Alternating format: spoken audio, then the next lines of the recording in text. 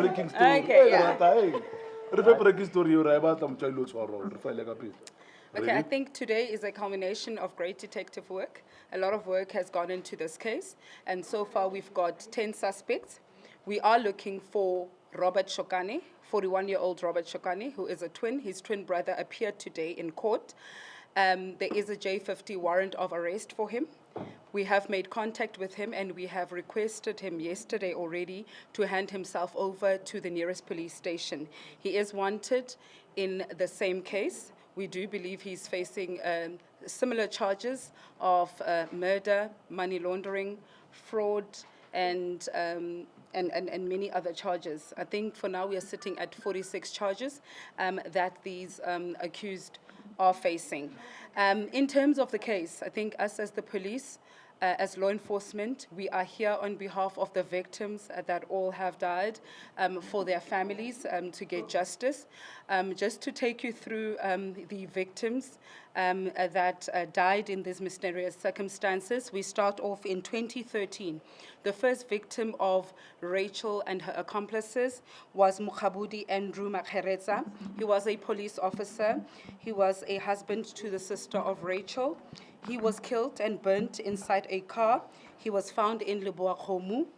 In that case, money was paid, and we can still confirm that the wife was still receiving pension fund monies every month.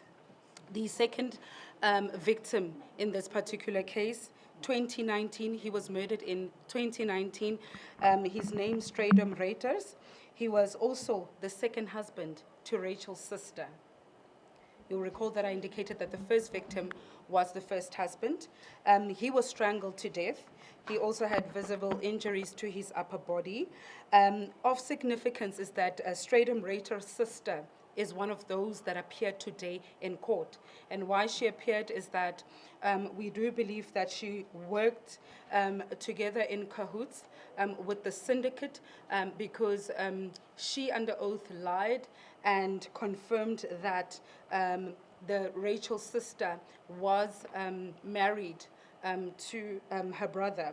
And days later, her brother was found murdered. They claimed insurance monies. Monies were also paid. Third victim, 2019, also in 2019, was Noko Sydney Muncha. Okay, this one was the husband to Rachel. And now what's surprising is that Rachel has a husband. Her husband appeared in court today. So she claimed that this particular person, to policies, your life policies and funeral policies, was also her husband. But according to our records, they've been married for years with the husband that appeared in court today. So he too was killed with a blunt object. Monies were also paid. Fourth victim, 2020, Gordon Hasekoma. The third husband now to Rachel's sister. Burned to death in the house, monies paid. Fifth victim, 2020. So in 2019, 2 people. 2020, we also have 2 people. Melissa Joyce. Rachel claimed that Melissa Joyce was her aunt. But upon further investigation, there is no relation of any sort. She was a community member. She was from an underprivileged background, and Rachel took advantage of that. She too was burned to death and was found in a house, burned to death. In that particular case as well, monies were paid. Sixth victim, 2021, Naval KUTUMELA.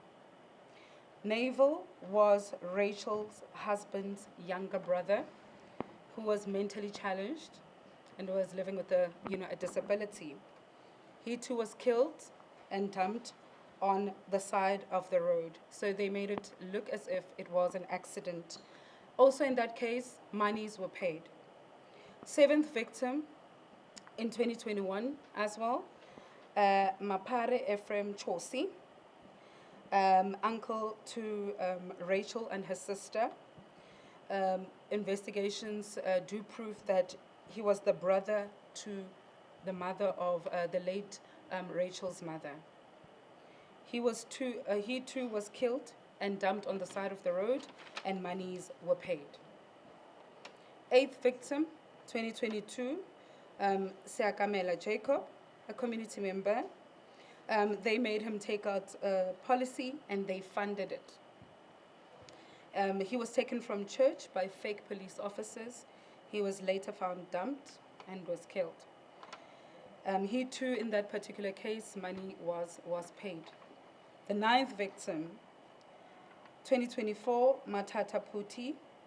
Same modus operandi. They made him take out a policy. They funded it. He was taken from his workplace. He was shot.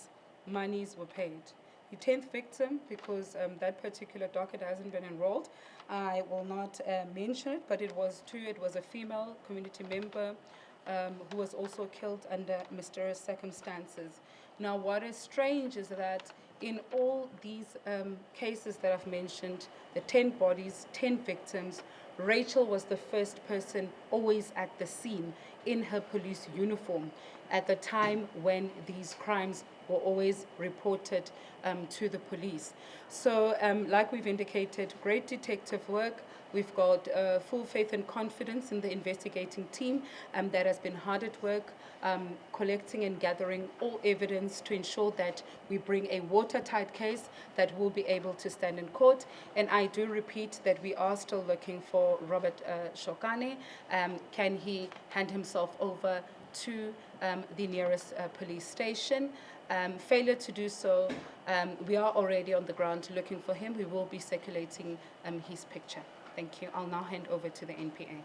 Maybe just the last question about the first victim, Mogobadi Makareza. Are you saying that Rachel's sister is continuing to receive the pension fund from the man who was a police officer? Yes, I do confirm that the first victim, 2013, was a police officer. He was a husband to Rachel's sister. Monies were paid out, and according to our investigation, she is still receiving a monthly pension fund. So our investigation is also going to obviously delve into the GEPF and so on, and all that proof will be brought before court.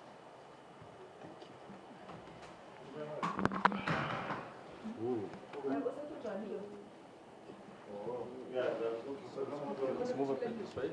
Can you just guys swap this? Okay. Thank you very much.